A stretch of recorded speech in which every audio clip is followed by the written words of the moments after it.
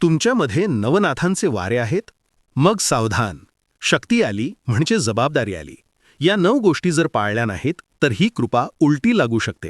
लगेच जाणून घ्या. हे 9 नियम. 1.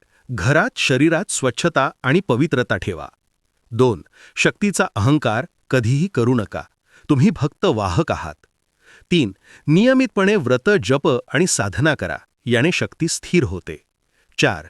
दारू सिगारेट मद्य मांस आणि कोणतेही व्यसन आजच सोडा. हे कठोर आहे.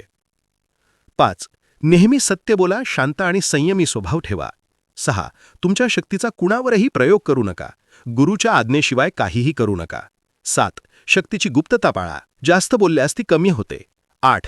दान, सेवा आणि करुणा यानेच तुमची ऊर्जा शुद्ध होईल. 9.